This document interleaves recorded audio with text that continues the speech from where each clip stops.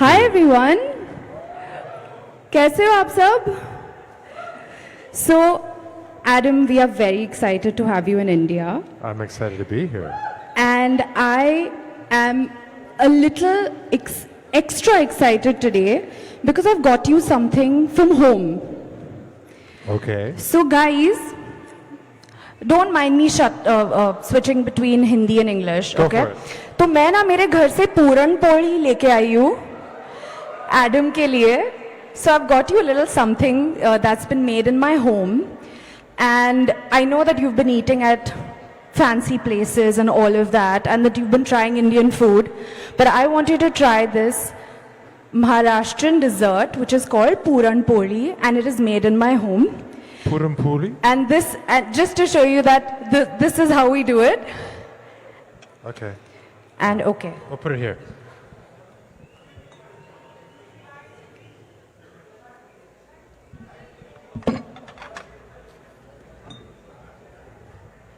What am I in for here? Okay. There we go. Oh, wow.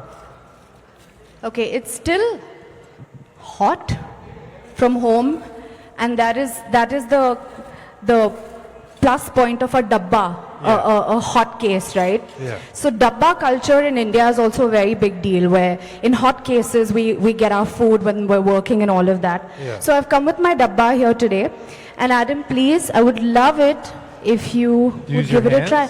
Please use your hands if you would like to. That's the way that we do it.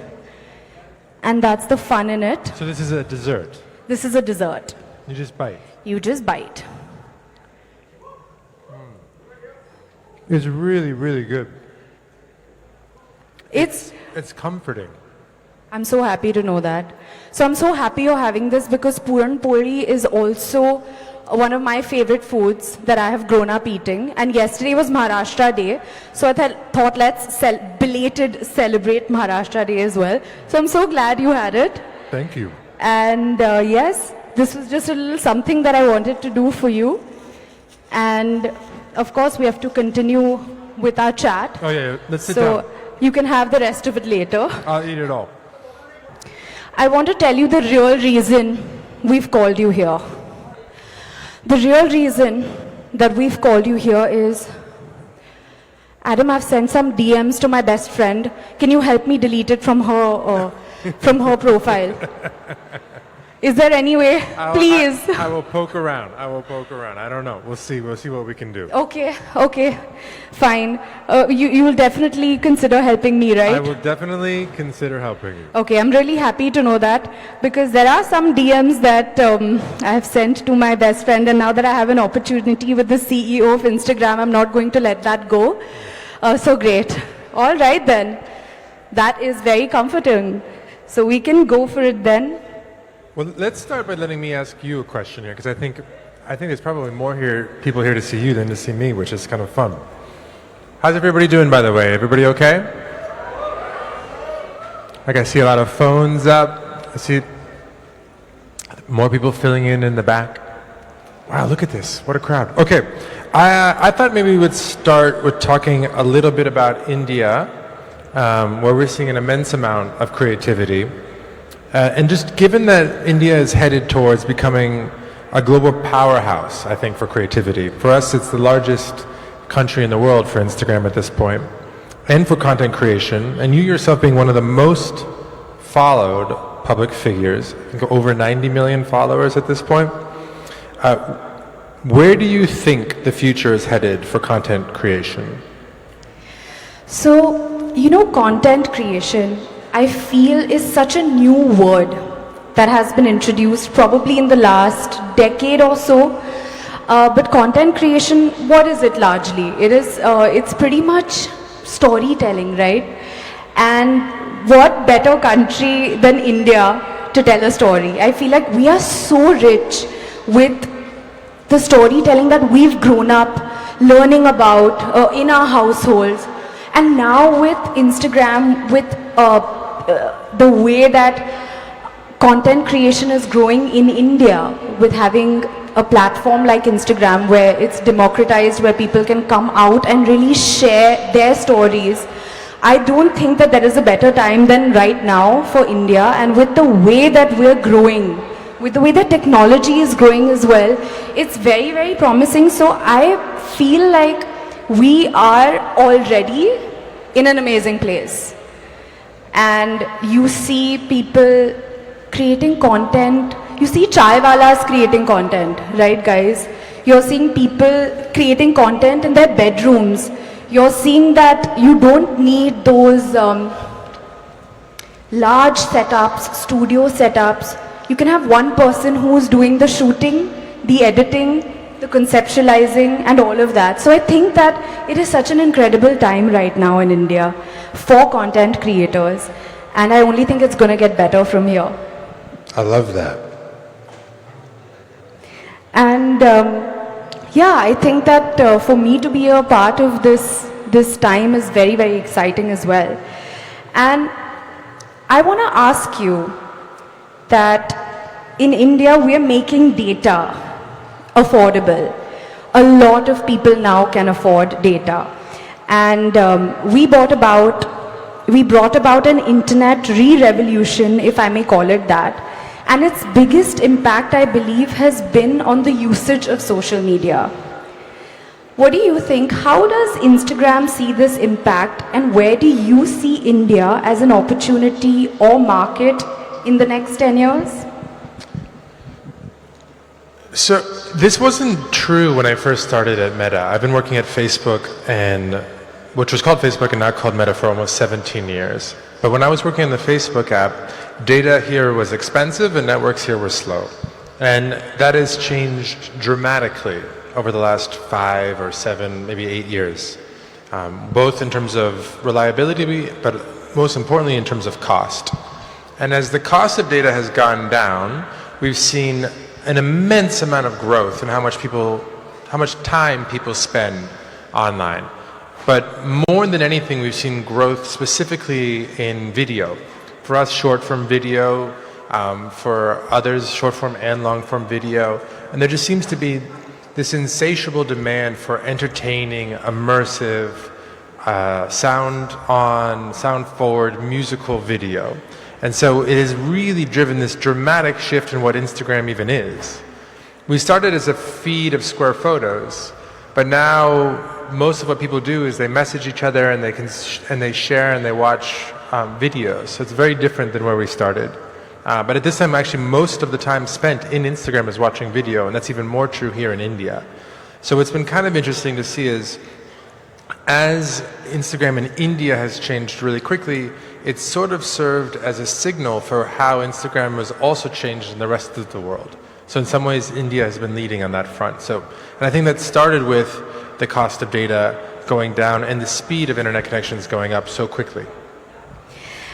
And as observed from Instagram data, can you share some insights on what India is doing right and that other countries and markets can learn and implement, and India itself can do more of?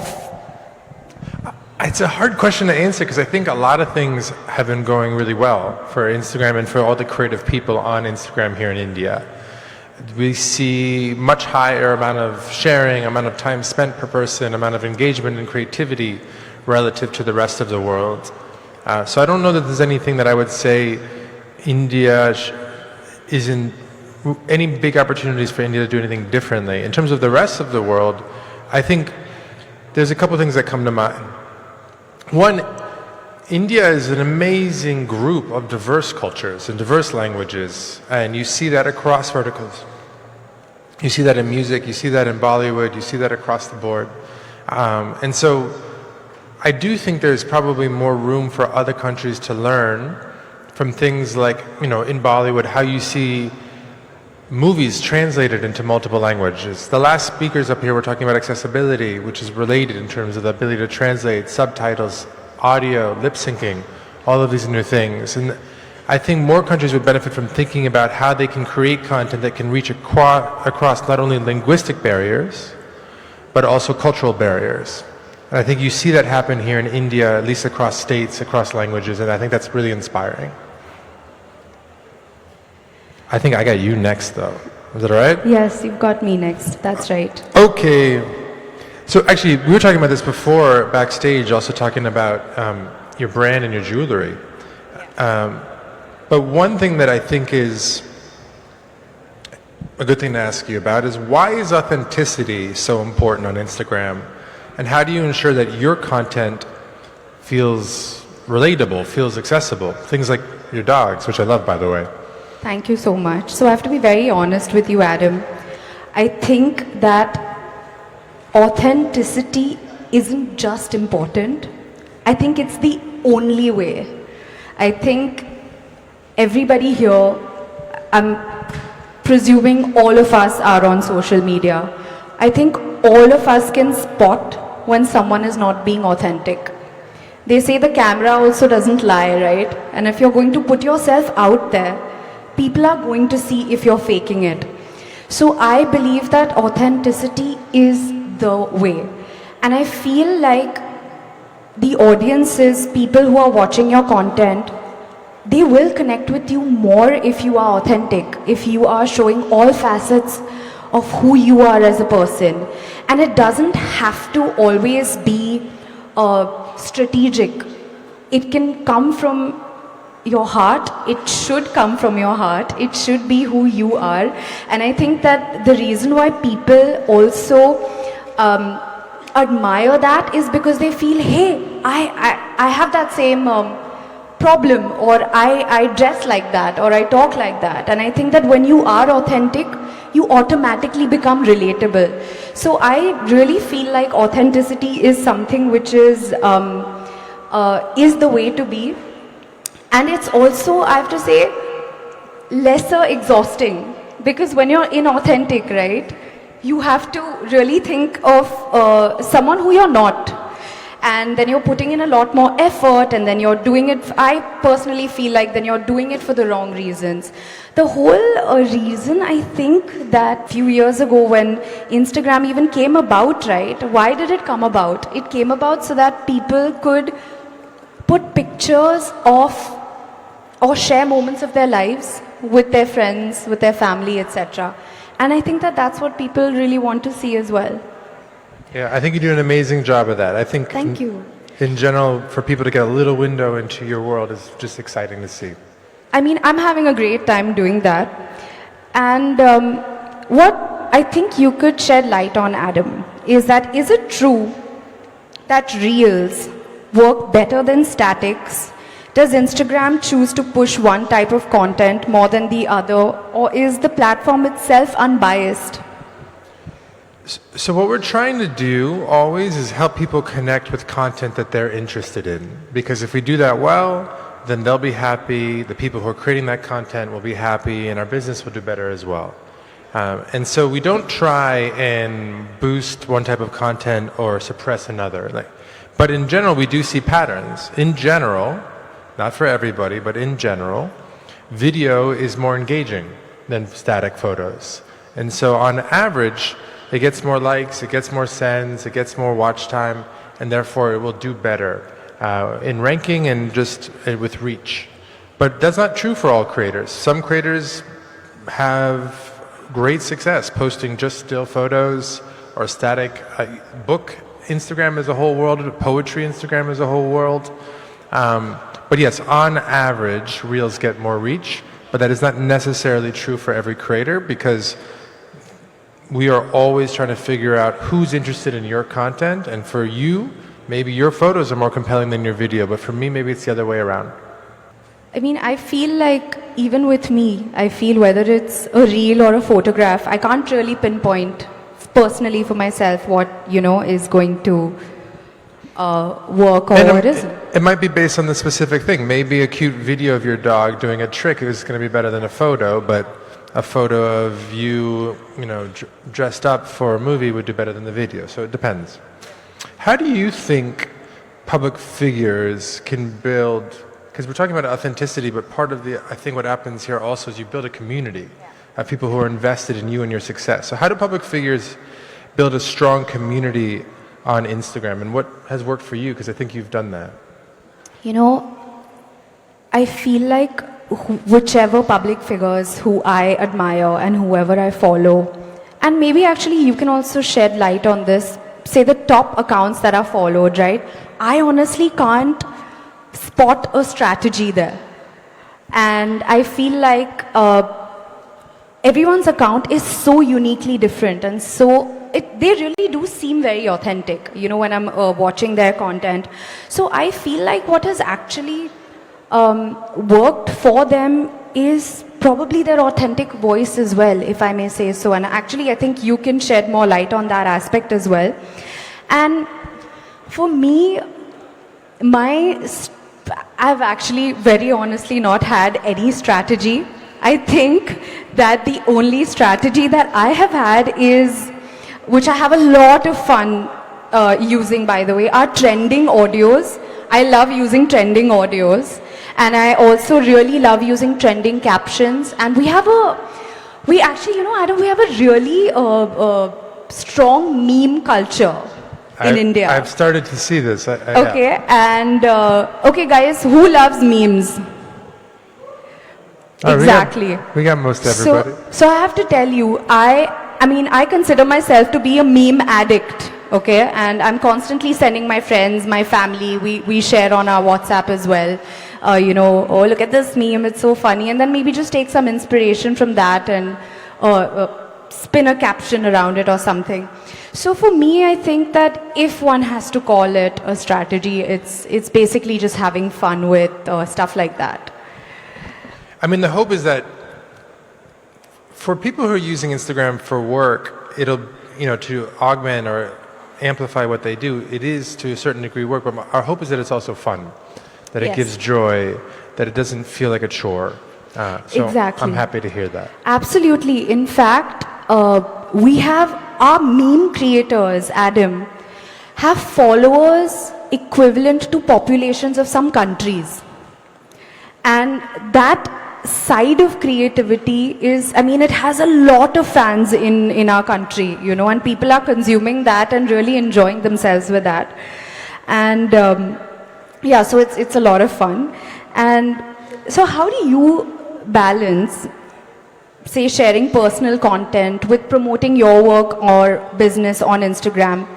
And I mean, I imagine anytime that you post something, right, most people must be expecting an Insta insight or a new feature or trivia or something.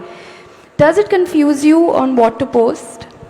It can. I mean, I think if you're going to use Instagram, not just to connect with your friends, but as a creator, I think the important thing is to be very clear with yourself about what the goal is. Because yes, you want to reach a lot of people, but to what end? Are you trying to explain something? Are you trying to evangelize a cause, build a community, sell a product, get a brand deal?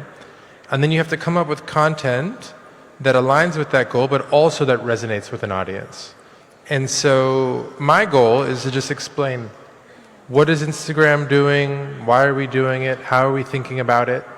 And so the content I do tries to align with that goal, but also be engaging. And, you know, and what works this year is not the same as what worked last year, and that's okay.